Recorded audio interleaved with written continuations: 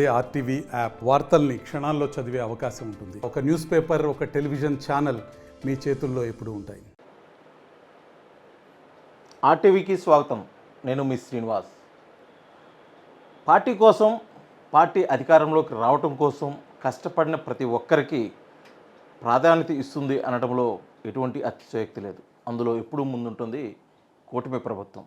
అందుకు ఉదాహరణగానే అధికారంలోకి వచ్చిన దగ్గర నుంచి అనేక నామినేటెడ్ పదవులు అయితే కూడా చాలామందికి దక్కడం జరిగింది. ఇప్పుడు ప్రకాశం జిల్లా కేంద్రమైన ఒంగోలు అగ్రికల్చర్ మార్కెటింగ్ యాడ్ చైర్మన్గా రాచగర్ల వెంకట్రావు అలియాస్ సిరిపురం వెంకట్రావుకి అయితే వివరించడం కూడా జరిగింది. అది అంత ఆషామాషిగా జరిగింది కాదు. పార్టీ కోసం, పార్టీ బలోపేతం కోసం అతను చేసిన కృషికి దక్కిన గౌరవంగా కూడా పార్టీ శ్రేణులు భావిస్తున్నాయి. ఇప్పుడు మనతో పాటు ఉన్నారు వెంకట్రావు గారు. వారి మాటలో తెలుసుకుందాం. ఇప్పుడు ఈ పదవి రావడం పట్ల వారు ఏ విధంగా ఆనందం వ్యక్తం చేస్తున్నారు, భవిష్యత్ కార్యాచరణ ఏంటో వారి మాట్లాడి తెలుసుకునే ప్రయత్నం చేద్దాం. నమస్తే వెంకట్రావు గారు. ముందుగా ఆర్టీవీ తరఫున కంగ్రాచులేషన్స్. ఎందుకంటే ఒక ప్రతిష్టాత్మకమైన ఒక పదవిగా చెప్పుకోవచ్చు. ఎందుకంటే ఏఎంసీ చైర్మన్ అంటే అది ఆషామాషి కాదు. Thank you. అసలు ఏంటి రాచగర్ల వెంకట్రావు ప్రస్థానం ఎక్కడ, పుట్టింది ఎక్కడ, ఇప్పటి వరకు జరిగిన ప్రయాణం?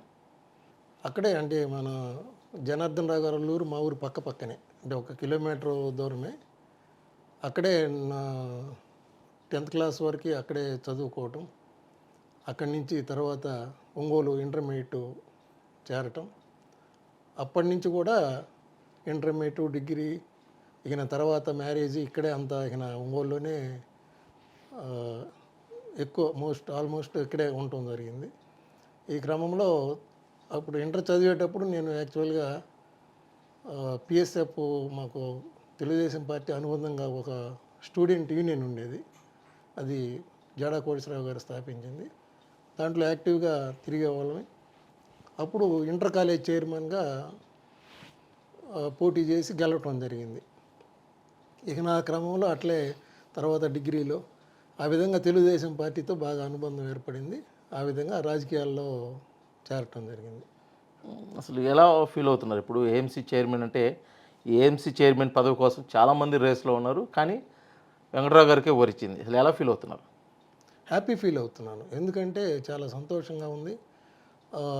జనార్దన్ రావు గారు నన్ను గుర్తించి ప్రత్యేకంగా ఆయన మనసులో ముందే ఉంది, నా కోసం నిలబడి చేశాడు, కష్టపడ్డాడు. వెంకట్రావు అనే వ్యక్తి నేను కూడా గుర్తించి చేయాలని చెప్పి నామినేటెడ్కి జనరల్గా 3 పేర్లు ప్రపోజ్ చేస్తారు. కానీ ఆయన నా ఒక్క పేరే ప్రపోజ్ చేసి అధిష్టానానికి పంపడం జరిగింది. వాళ్ళు అడిగినా కానీ ఏది ఇంకా 2 పేర్లు పంపమని, లేదు ఆ వ్యక్తికే నేను ఇవ్వాలి, ఆయనకే మీరు ఇచ్చేయండి అని ఆయన గట్టిగా పట్టుబట్టి నాకు వచ్చేంత వరకు కూడా ఆయన చాలాసార్లు సీఎం గారిని అప్రోచ్ అయ్యి ఏ విధంగా అయినా నాకు ఆయనే రావాలని చెప్పేసి పట్టుబట్టి మరీ తీసుకొచ్చాడు. అయితే ఇదే పదవి కోసం కూటమిలో ఉన్న వాళ్ళే కొంతమంది కూడా పోటీ పడ్డారు.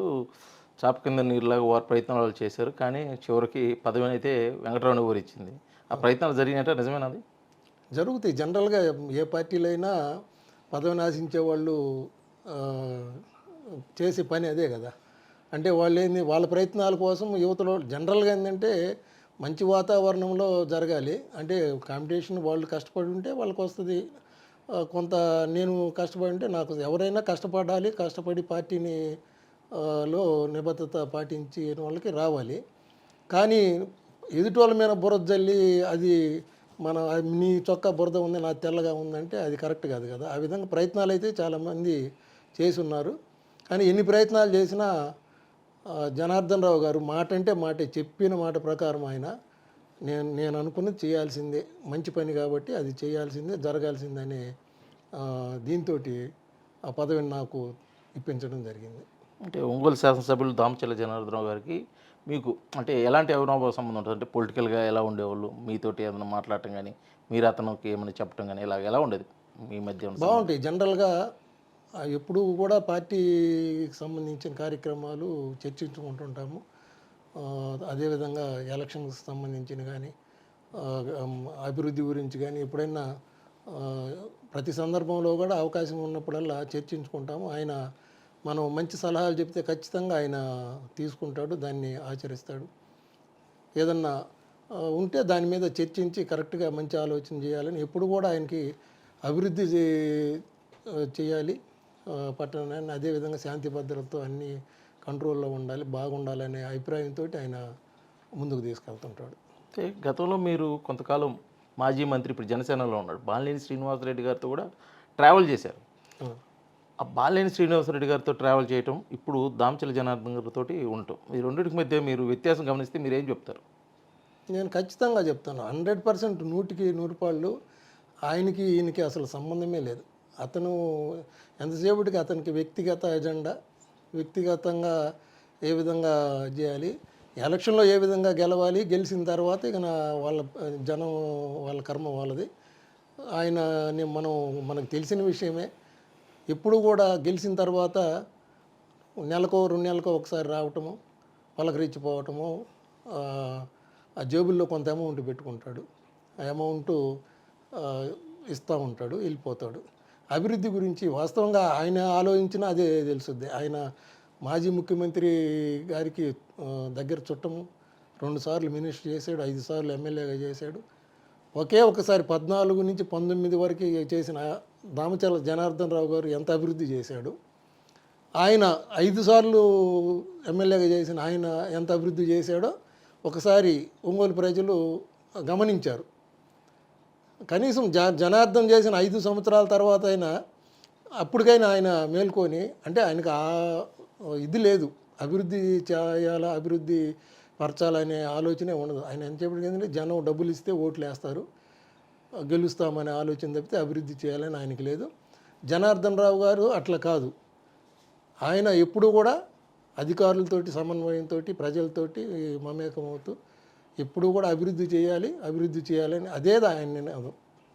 అంటే ఎప్పుడు మాజీ మంత్రి బాలినేనితో ఉన్నప్పుడు కానీ ఎప్పుడు ఇలాగైతే కష్టం కదా, ఏదైనా పని చేయాలి కదా అన్న ఉద్దేశంతో, అంటే మీరు పార్టీలో ఉన్నారు, అతనితో ఉన్నారు కాబట్టి ఎప్పుడన్నా డిస్కషన్ చేయడం జరిగిందా? ఒకవేళ డిస్కషన్ చేస్తే ఏం చెప్పుంటాం మీకు? ఆయన అంత డిస్కషన్ కూడా చేయడు, పైపిచ్చి ఎవరి సలహాలు తీసుకోడు, ఎవరో మాట కూడా వినడు. ఆయన అది చెప్పే టైప్ కాదు, మనం కూడా ఇప్పుడు చెప్పలేదు.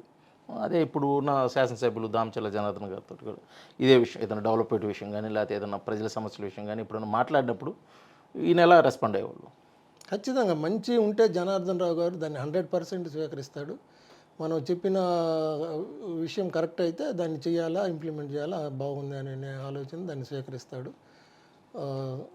ఆ విధంగా ఆయన ముందుకెళ్తుంటాడు.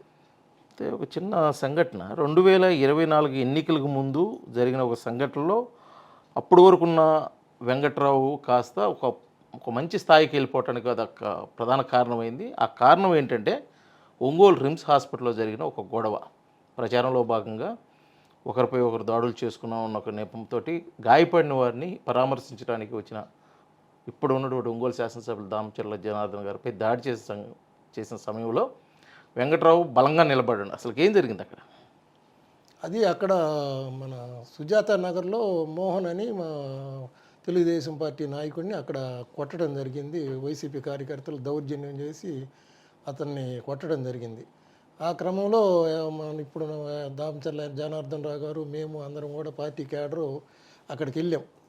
అక్కడికి వెళ్ళి ఆ మోహన్ని తీసుకొని అక్కడ ఎస్పీ గారికి ఒక రిపోర్ట్ చేసి అక్కడి నుంచి బయలుదేరి రిమ్స్లో ట్రీట్మెంట్ చేపిద్దామని చెప్పేసి ట్రీట్మెంట్ కోసం తీసుకొచ్చి డాక్టర్స్ని పిలిచి ఆయన ట్రీట్మెంట్ చేపిస్తూ ఉన్నాము.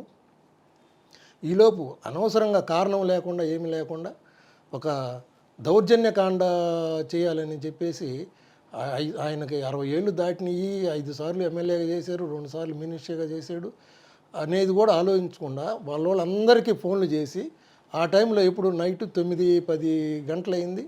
అందరూ ఎక్కువ బ్యాచ్, గంజాయి తాగే బ్యాచ్, మందు తాగే బ్యాచ్, లేడీసు వాళ్ళు మరీ అగ్రెసివ్గా అందరినీ తీసుకొచ్చి రిమ్స్ మీద దాదాపు ఒక 700-800 మందిని దామచర్ల జనార్దన్ రావు గారి మీద దాడి చేయాలి, ప్రత్యేకంగా ఆయన్ని టార్గెట్ చేసి ఏదో ఒక విధంగా ఆయన్ని ఇబ్బంది పెట్టాలని చెప్పేసి చూశారు. కానీ మేము కూడా అందరం పార్టీ క్యాడర్ అందరం ఉన్నాము. అంటే ఎక్కువ మంది లేవు, మేము జస్ట్ ఒక 70-80 మందిమే ఉన్నాం. వాళ్ళేమో 100 మంది వచ్చారు. అయినా మాకు తెలిసిన వాళ్ళు కూడా కొంతమంది ఉంటారు కాబట్టి పద్ధతి కాదురా ఇది, మీరు ఈ విధంగా దౌర్జన్యం చేయటం అంటే కొంతమంది తగ్గిపోయారు. ఆ టైంలో కూడా ఈయన బాలినేని శ్రీనివాసరెడ్డి వచ్చి ఆయన ఆయన అసలు ఆయన వయసుగా అన్నా విలువ ఇచ్చుకోకుండా ఆ టైంలో అక్కడికి వచ్చి ఆయన దాడి చేయండిరా అని చెప్పేసి మాట్లాడటం, మన జనార్దన్ రావు గారు కారు పగలగొట్టడం, అక్కడ తలుపు ఆయన రూమ్లో ఉన్నాడు, మేము బయట ఉన్నాము, ఆ తలుపు బ్రేక్ చేయాలని చెప్పేసి వాళ్ళు విశ్వ ప్రయత్నం చేశారు. కానీ మేము ఎటువంటి అవకాశం ఇవ్వకుండా గట్టిగా నిలబడటం, మన కుర్రోళ్ళందరూ కూడా నిలబడ్డారు. దానివల్ల ఆయన బాలినేని శ్రీనివాసరెడ్డి కపటం అక్కడ పని చేయలేదు. ఆ స్పాట్లో మీరు ఉన్నారు కదా, అసలు అప్పుడు మీకు ఏమనిపించింది? అంటే అప్పటి వరకు మీతో బాలినేని గారితో కూడా కొంత పరిచయం ఉంది. ఆ టైంలో మీకు ఏమనిపించింది? అంటే ఒకవేళ ఆ టైంలో మీరు మీలాంటి వాళ్ళు కొంతమంది లేకపోతే పరిస్థితి వేరే విధంగా ఉండేదని చెప్పేసి ఖచ్చితంగా ఏమనిపించింది? ఖచ్చితంగా ఉంది. అంటే ఒకవేళ ఆయన ఏదన్నా బెదిరిద్దామో లేకపోతే 4 దెబ్బలు కొడదామని వచ్చినా కానీ వచ్చిన పరిస్థితుల్లో వచ్చిన క్యాడర్ అంతా గంజాయి దాగి ముందు దాగి ఉన్న బ్యాచ్కి వాళ్ళకేం తెలుసుద్ది, మనం ఏ పర్సన్ని ఇది చేస్తున్నాం అనేది కూడా వాళ్ళకి తెలియదు. వాళ్ళు ఏంది ఈయన గబక్కన ఏదన్నా ఒక ఇబ్బందికర పరిస్థితులు వచ్చినప్పుడు వాళ్ళు తెలియదు, వాళ్ళు ఇష్టం వచ్చినట్టు ఏమైనా చేస్తారు. ఆ పరిస్థితుల్లో నాకు కూడా చాలా భయం అనిపించింది. అంటే మాకంటే మాకేమైనా జరుగుద్దని భయం కాదు, ఈయన్ని టార్గెట్ చేశారనేది నాకు అర్థమైపోయింది. ఆయన్ని ఏమన్నా చేస్తారా అని చెప్పేసి మేము కూడా వీలైనంత మట్టుకు అటువంటి సిచ్యువేషన్ రాకుండా జాగ్రత్త పడ్డాం. ఇప్పుడు రాచకర్ల వెంకట్రావు అలియాస్ సిరిపురం వెంకట్రావు, ఏంటి ఈ రెండింటికి ఎలా వచ్చింది ఆ పేరు? అది మాది యాక్చువల్గా శివపురం గ్రామం. నేను ఇంటర్మీడియట్ చదువుకునేటప్పుడు మా చుట్టుపక్కల గ్రామాల వాళ్ళు ఉంటారు, అంటే ఆ ప్రాంతం వాళ్ళంతా మమ్మల్ని, అంటే మాది శివపురం కాబట్టి శివపురం ఇక ఆ శివపురం కాస్త సిరిపురం అయిపోయింది. అట్లా ఆ క్రమంలో శివపురం వెంకట్రావు, సిరిపురం వెంకట్రావు అని ఇక అట్లా నిక్ నేమ్ లాగా పడిపోయింది. 90% మా ఇంటి పేరు ఎవరికి తెలియదు, ఈ సిరిపురం వెంకట్రావు అంటేనే తెలుసు. ఆ విధంగా సిరిపురం వెంకట్రావు అనేది ముద్రపడిపోయింది. కొంతమంది ఇంటి పేరు కాకుండా వేరే పేరుతో పిలుచుంటే కొంతమంది ఇబ్బంది ఫీల్ అవుతుంటారు. అప్పుడు అలాగా మీరు ఎప్పుడైనా ఇబ్బంది ఫీల్ అయ్యారు? ఇట్లాగా సిరిపురం వెంకట్రావు ఉన్నారు, ఇంటి పేరు రాచగారులు అయితే ఇలా సిరిపురం వెంకట్రావు ఉన్నారని ఎప్పుడైనా అనిపించిందా మీకు? సాధారణంగా జనరల్గా ఇబ్బంది అంటే ఇబ్బంది ఏమి లేదు, కానీ మా విలేజ్ పేరు కాబట్టి నేను దాన్ని మా ఊరి పేరు నన్ను పిలుస్తున్నారు అనుకునేవాళ్ళని. ఈ కొంతమంది ఆ శివపురాన్ని సిరిపురం చేశారు, ఈ విధంగా చేశారు. గతంలో అంటే కొంత మిస్యూజ్ కూడా చేసి ఉంటారు నా పేరుని కొంతమంది. ఆ విధంగా కొన్నిసార్లు ఇబ్బంది పడటం కూడా జరిగింది. అయితే ఇప్పుడు నామినేటెడ్ పదవులు వచ్చిన సమయంలో వెంకట్రావుకి ఏఎంసీ చైర్మన్ వచ్చిందంటే, అమ్మో వెంకట్రావుకి ఏఎంసీ చైర్మన్ వచ్చిందని ఒక భయంతో కూడిన ఆశ్చర్యం అయితే వ్యక్తం చేశారు చాలామంది, కొంతమంది. ఎందువల్ల అంటే ఏదన్నా గతంలో మీ మీద ఏదన్నా ఒక ఇష్యూ ఏమైనా నడిచిందా, లేకపోతే మీరంటే ఎందుకుని అలాగా భయపడాల్సి వచ్చిన పరిస్థితి వచ్చిందని మేము అడుగుతాం? అవన్నీ అపోహలు. అంటే గతంలో అదే ఈ కాలేజీ టైంలో మాకు వేరే ఐఎస్ఎల్ పార్టీకి చిన్న చిన్న గొడవలు ఉండేవి. ఆ క్రమంలో అప్పుడు ఏదో వాళ్ళు మేము కొంచెం ఈ దాడులు చేసుకోవడం జరిగింది. ఆ టైంలో మా ఈ వేరే గవర్నమెంటు, మేము తెలుగుదేశం పార్టీలో మాకు అపోజిషన్ గవర్నమెంట్ అంతా మమ్మల్ని ఈ రెవెన్యూ షీట్లు పెట్టి అవి పెట్టి నానా ఇబ్బందులు పెట్టించేవాళ్ళు అవతల రాజకీయ నాయకులు. అట్లా ఈ రెవెన్యూ షీట్ పెట్టి నన్ను ఒక బూసిలాగా చూపించి వాళ్ళు చాలా ఇబ్బంది పెట్టడం జరిగింది, కేసులు పెట్టి. ఆ క్రమంలో నన్ను తెలియని వాళ్ళకి, నన్ను తెలిస్తే వెంకట్రావు అంటే ఏంటంటే ఈయన ఆ వెంకట్రావు ఈ వెంకట్రావు అని అనుకుంటారు చాలామంది ఆశ్చర్యంగా.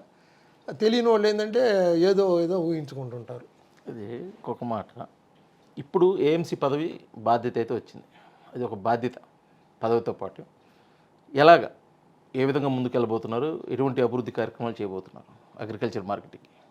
ఖచ్చితంగా అదే వాళ్ళ ప్రమాణ స్వీకారం అయిన తర్వాత మన దామచల జనార్దన్ రావు గారి సారథ్యంలో అందరం కూడా ఒక మీటింగు పెట్టేసి అక్కడ ఏమేమి వసతులు ఉన్నాయి, ఏం చేయాలి రైతులకి. ఎందుకంటే గత 5 సంవత్సరాల్లో అక్కడేమీ అభివృద్ధి జరగలేదు, దాన్ని ఏమీ పట్టించుకున్న దాఖలాలు కూడా లేవు, అంతా చాలా నిర్వీర్యం చేసి ఉంది. దాన్ని మనం అంతా ఒక పద్ధతి ప్రకారం ప్రణాళికలు వేసుకొని దాన్ని ఏ విధంగా దాన్ని ఖచ్చితంగా ముందుకు తీసుకెళ్ళాలి. ముందుకు తీసుకెళ్ళి రైతులకు ఉపయోగపడే కార్యక్రమాలు అంటే ఇప్పుడు కనీసం ఏమి కూడా రైతులకు ఉపయోగపడే కార్యక్రమం చేయట్లా ఏఎంసీలో. పెట్టిన ఉద్దేశమే లేదు, అట్లా ఉంది. దాన్ని ఆయన ఆధ్వర్యంలో కూర్చొని అంతా చర్చించి అధికారులతోటి ఏం చేయగలమో, మనం ఏ విధంగా ముందుకు తీసుకెళ్ళము. ఇది పదవి వరించడమైతే వరించింది, కానీ దానికి చాలా బాధ్యతలు ఉన్నాయి. దీనికి ముందు అనేక పరిణామాల నేపథ్యంలో కూడా ఈ పదవి నాకు రావడం జరిగింది. వచ్చిన పదవికి అయితే నేను న్యాయం చేస్తాను. అగ్రికల్చర్ మార్కెట్ అభివృద్ధితో పాటు ఒంగోలు శాసనసభ్యులు దామచర్ల జనార్దన్ గారితో కలిసి పార్టీ పరంగా అదేవిధంగా ప్రజా సంక్షేమాల వైపు ఎటువంటి అభివృద్ధి కార్యక్రమానికైతే ఖచ్చితంగా నేను ముందైతే ఉంటానని చెప్పేసి కూడా రాచగర్ల వెంకట్రావు అయితే తెలియజేస్తున్న పరిస్థితి. వీడియో జర్నలిస్ట్ లక్ష్మణ్తో శ్రీనివాస్, ఆర్టీవీ, ఒంగోలు, ప్రకాశం జిల్లా. మరిన్ని వీడియోస్ కోసం ఛానల్ ని సబ్స్క్రైబ్ చేయండి. లేటెస్ట్ అప్డేట్స్ కోసం వాట్సాప్ ఛానల్ ని ఫాలో అవ్వండి. ఆ లింక్ డిస్క్రిప్షన్ లో ఉంది.